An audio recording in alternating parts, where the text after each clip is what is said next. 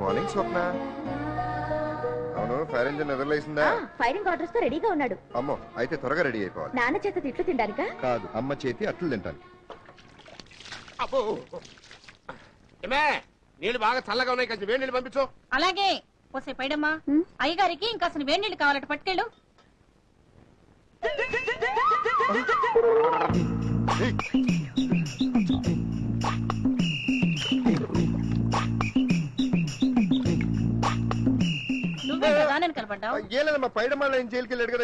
అదే నీలాగే ఎవడో దాని వెనకాల పడితే మర్డర్ చేసి జైలుకి వెళ్ళాడు. నువ్వు వెళ్ళంటున్నావు. నువ్వు వెళ్ళి నీ పని చూసుకో.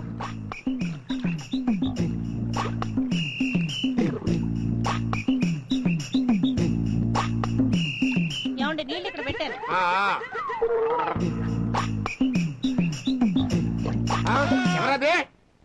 నేనా? ఏం చేస్తున్నావు ఇక్కడ నువ్వు? ఏం లేదా, నన్ను స్నానం చేస్తుంటే చూద్దామని. కన్నా తండ్రి స్నానం చేస్తుంటే చూడటానికి సిగ్గులేదంటారు నీకు?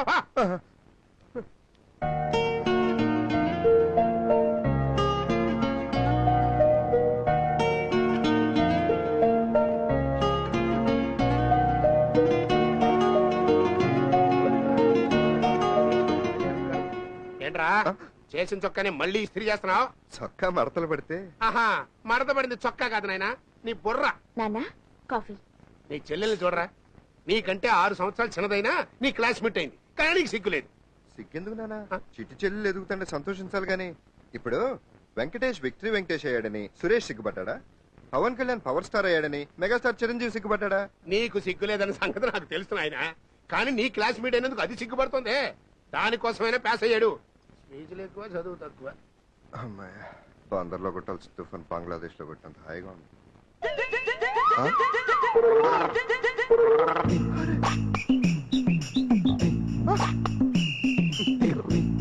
సరస్వతి, షాప్ తాళాలు పడరా.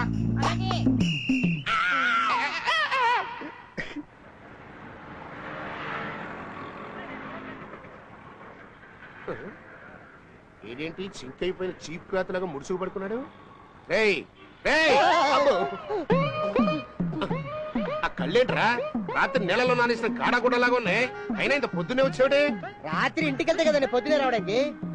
ఈ పద్దు పుస్తకాలు ఇచ్చి పద్దుడు రాయమన్నారుగా. మరైతే రాసావా? రాయక సస్తానా? షాప్ లో కూర్చొని రాస్తానంటే కరెంట్ పక్క నన్ను బయటకి ఎంటేసి మీరు షాప్ కట్టేసి వెళ్ళిపోయారు. రాత్రి అంతా వీధి కింద కూర్చొని రాశానండి. శబాస్, అలా వీధి దీపాల కింద కూర్చొని రాసిన వాళ్ళు చాలా మంది గొప్ప గొప్ప వాళ్ళు అయ్యారా? అదంతా గొప్ప గొప్ప లేరు. నేను మాత్రం ఈ దిక్మాల అకౌంట్ రాస్తూ ఇక్కడే ఉన్నాను.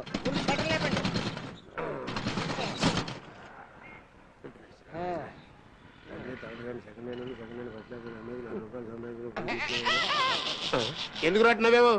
ఎందుకంటే బాబు, ఎంత పిస్తారితే మాత్రం సిరిపోయిన చొక్కా తిరుగుతారండి. సిరిగిపోయిన చొక్కానా? ఇది డెఫినెట్ గా నా కొడుకు చేసిన పనేరా. పొద్దున్నే లేచి నా వెనకమాలే తిరుగుతుంటేను నాకు అప్పుడే డౌట్ వచ్చింది, ఎట్టండి ఏదో పని ఏదో చేస్తాడు అని. అర్థమైందండి. మీ అబ్బాయి ఖర్చుకి డబ్బు అడుగుంటాడు, మీరు ఇచ్చుండ్రు, అందుకే మొత్తం బ్యాక్ పోర్షన్ లేపించాడు. ఆహా, ఈ జోకులకేం తక్కువ లేదు, సంతోషించాలే. అలా జీన్స్ ప్యాంట్ లాగా మందంగా చావక ఆ అకౌంట్స్ అని సరిగ్గా చూపించు. ఇగోండి. కిందటి నెల జీతం ఇస్తామని ఈ నెల జీతం ఇస్తామని వచ్చే నెల, ఇలా నెల నెలా మాడుతోంది నా కడుపు మలమల. నేను బతకటం ఎలా? ఏంట్రా ఇది? అకౌంట్స్ బుక్ లో నేను జీతం ఇవ్వట్లేదని రాస్తావా? ఏ సేల్స్ ట్యాక్స్ అని చూసాడంటే దీనికి సెపరేట్ గా ట్యాక్స్ వేస్తాడరా? అసలు సేల్స్ చేయలేని షాపుకు ట్యాక్స్ ఎందుకు? కాల్ చేయరాని మీకు ఈ ఫోన్స్ ఎందుకు? నిన్ను నమస్కారం. రండి. కస్టమర్లు వచ్చారు, బతికిపోయావు. నీ సంగతి తర్వాత చూస్తా. ఉండాలి. ఎట్టండవు కొంచెం నాన్నే. నాన్ననా? అదేనే కారం. అమ్మని. అమ్మనా? చక్కెర.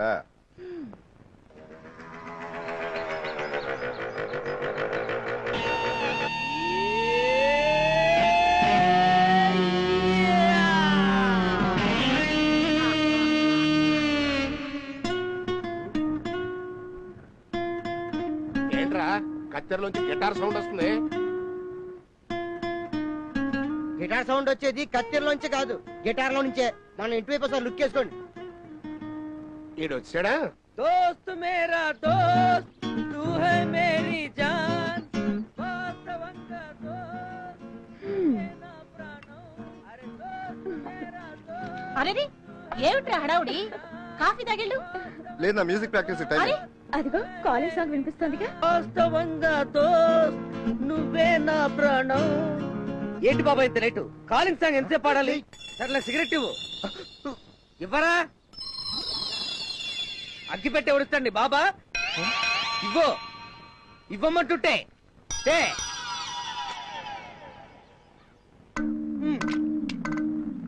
ఫైర్ ఇంజన్ గారు ఎక్కడరా? షాప్ లో ఉన్నాడా?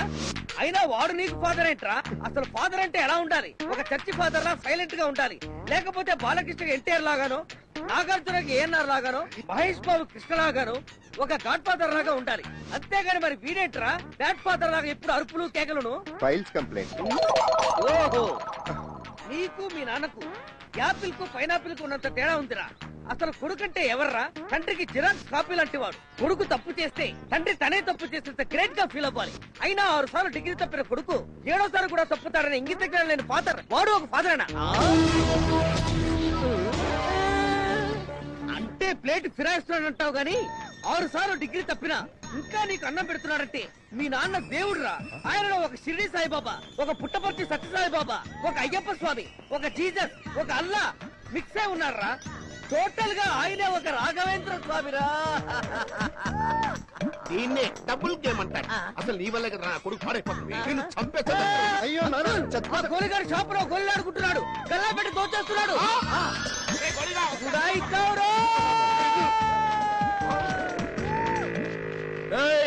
పాలిస్టర్ క్లాత్ లాగా స్లిప్ అయిపోయారా?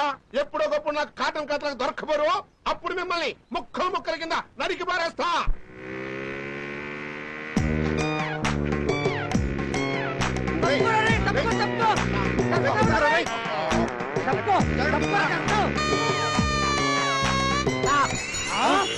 బాబాయ్ ఆ? లిఫ్ట్ పంతులు పట్టాచారి. Lift please. మమ్మల్ని వదిలేండి ప్లీజ్. నన్ను వదిలి మీరు పోలేరులే, అది నిజములే. లిఫ్ట్ లేక నేను నడువలేనులే, లేనులే.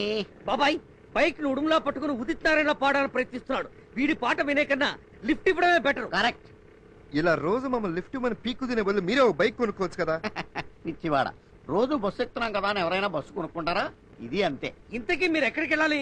చావుల మధున్ జంక్షన్ కి వెళ్ళాలి నాయన. మేము సిరిపురం జంక్షన్ కి వెళ్తున్నాం నాయన. సిరిపురం జంక్షన్ అయినా చావుల మధున్ జంక్షన్ అయినా చచ్చాక అందరం కలుసుకునేది ఒకే ఒక జంక్షన్, అదే అమర్రహి జంక్షన్. అలాగే చచ్చాక ఆ జంక్షన్ దగ్గరే కలుద్దాం. చచ్చాక కలుసుకోవాలన్నా బతుకుండగా పరిచయం ఉండాలి కదా నాయన. అందుకే ఎక్కనివ్వండి. పోనీ ఆ పోనీ నాయన. టవల్ మదన్ జంక్షన్ దగ్గర మీకేం పని? పనే లేదు. ఆ? నా పొట్ట తగ్గడం కోసం డాక్టర్ నన్ను రోజు ఒక 5 కిలోమీటర్లన్నా తిరగాలని చెప్పాడు. ఆయన చెప్పింది ఇలా లిఫ్ట్ అడుకుంటూ బైక్ల మీద తిరగమని కాదు, నడిచి తిరగమని. అంత దూరం నడిస్తే పొట్ట తగ్గడం నిజమే నాయన, కానీ 2 కాళ్ళు వాచిపోతాయిగా. అవునా నాయన? ఏమండి, మన స్వప్నకి జువ్వలపాలెం జమీందారు గారి సంబంధం వచ్చింది. మీరు ఓ అంటే వాళ్ళకే అంటారు. నేను ఓ అంటానికి వాళ్ళు ఇప్పుడు ఓహో అనేలా లేరు. వాళ్ళ జమీందారి పోయి అప్పుడు వాళ్ళకి జవాబుదారిగా మిగిలిపోయారు. మొన్న నారా చంద్రబాబు నాయుడు గారు అమెరికా వెళ్ళినప్పుడు బిల్ గ్రేట్స్ కలిసారట. ఆయన 2000 నాటికి మన హైదరాబాద్ లో ఉన్న హైటెక్ సిటీ చూడటానికి వస్తానని మాటించారట. అవునండి, నేను కూడా ఇంటర్నెట్ లో చూశాను. ఆయన ఇక్కడికి వచ్చినప్పుడు మన అమ్మాయికి వాళ్ళ అబ్బాయి బుల్లి గేట్స్ కి నిశ్చితార్థం చేసేద్దాం. ఏమంటావు? మీది మామూలు బ్రెయిన్ కాదండి, కంప్యూటర్ బ్రెయిన్. మరి ఏమనుకున్నావు? అమ్మా! డ్రీమ్ బాయ్ అంటురా? అవునే. అయ్యో లేవండి లేవండి లేవండి. ఏమండి, ఏంటంటే బ్రేక్ ఫెయిల్ అయిందా? లేదయ్యా, డ్రీమ్ బ్రేక్ అయింది. కర్మ కర్మ, ఎవరైనా నిద్రపోతూ కలలు కంటారు. మీకిదేం రోగం అండి? ఈ డొక్కు స్కూటర్ డ్రైవ్ చేస్తూ సీలో కార్ లో వస్తున్నట్టు కలలు కంటారు. దీన్ని మొబైల్ డ్రీమ్స్ అంటారు లేవే. ఏ మొబైల్ డ్రీమ్స్ ఏమో, మీరెప్పుడో ఇలాగే నా తాడు దించేలా ఉన్నారండి. అయినా ఇంత ఫాస్ట్ గా ఎక్కడికి వెళ్తున్నారు అంకుల్? ఇవాళ హౌరా మెయిల్ లో మా స్వప్నం వస్తుందయ్యా.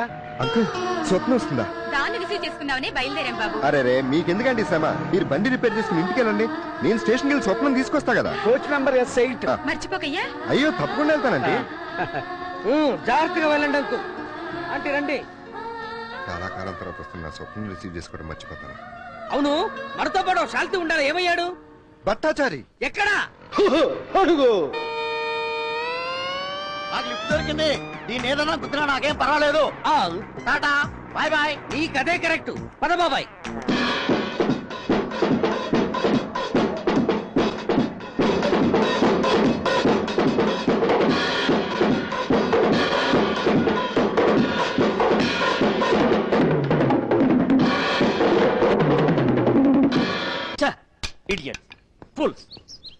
వీళ్ళకి మ్యూజిక్ సెన్సే కాదు, టైం సెన్స్ కూడా లేదు.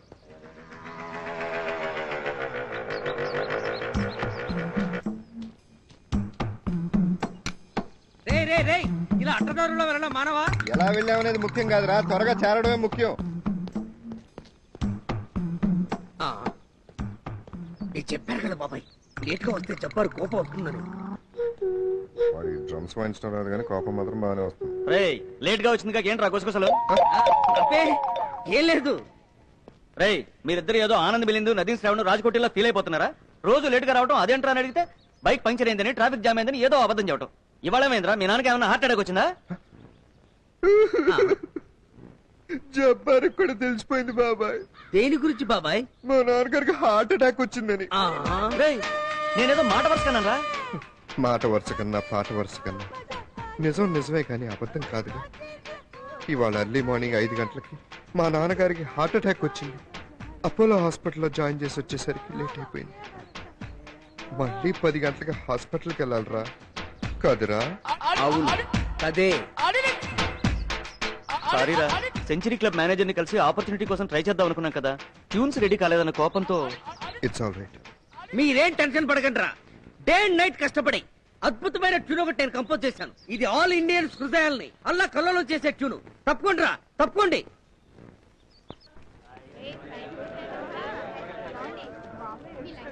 Your attention please.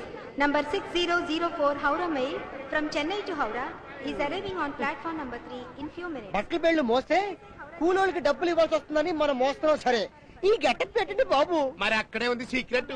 మనం మామూలు డ్రెస్ లో మూటలు మోసామనుకో, మన కస్టమర్స్ ఎవరైనా చూస్తే మన షాప్ గుడ్ విల్ పడిపోదు. అవును మరి, గుడ్ విల్ పడిపోవడానికి మన షాపు ఏషియాలోనే అతి పెద్ద షోరూమ్ కదా.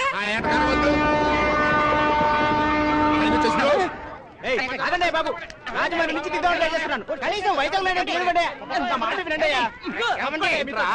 ఈ పెట్లో కాదండి, ఏ కాలంలో వస్తుంది. ముందే చెప్పచ్చు కదా. నువ్వా సమయానికి వచ్చావు. వచ్చేయకండి. Hey, you call me Ray? Satyajit Ray? Bal Thackeray? X-Ray? Bob Ray? After all, you're a railway coolie. You call me Ray? ఏంటి అంటాడు? ఆఫ్టర్ నువ్వు రైల్వే కూలి నన్ను రే అంటారని చేతుల్లో కరగచ్చం అంటారండి. నేను రైల్వే కూలీనంటరా, నీ ఓన్ ఫాదర్ ని. Father? Which father? Church father? Grandfather? Godfather? No, no, no, no, no. You look like a bad father. Poor father. Long, long ago, very long ago, hundreds of years ago, Alexander was born in 1657. At that time, Greek was well developed. But you and me were not alive. Dead. Take care. Kabardar. ఈ నా కొడుకేనంటవా? ఖచ్చితంగా ఏమన్నాడండి, మనిషిని pole మనుషులు ఈ ప్రపంచంలో 7 మంది ఉంటారంటండి. ఇప్పుడు population ఎక్కువైంది కదండి, కనీసం 70 మందిని ఉంటారండి. ఇది ఖచ్చితంగా నా కొడుకు కాదు. ఇంగ్లీష్ లో ఎన్ని తెలివితే అట్లుంటే అన్నిసార్లు డిగ్రీ ఎందుకు దొరుకుతాడు? ఇది కరెక్ట్ అండి. ట్రైన్ వెళ్ళిపోద్ది.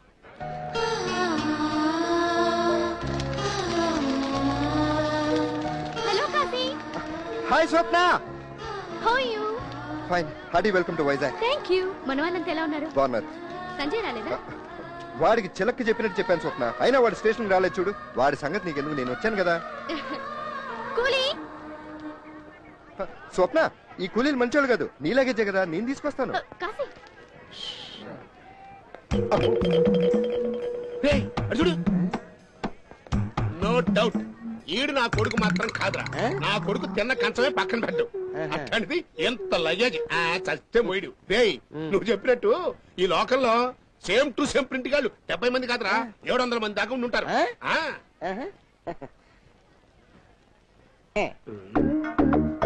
నీ వైఫే నీ లైఫ్ కో టర్నింగ్ పాయింట్, నీ కొడుకే నీకో పెద్ద బర్నింగ్ పాయింట్.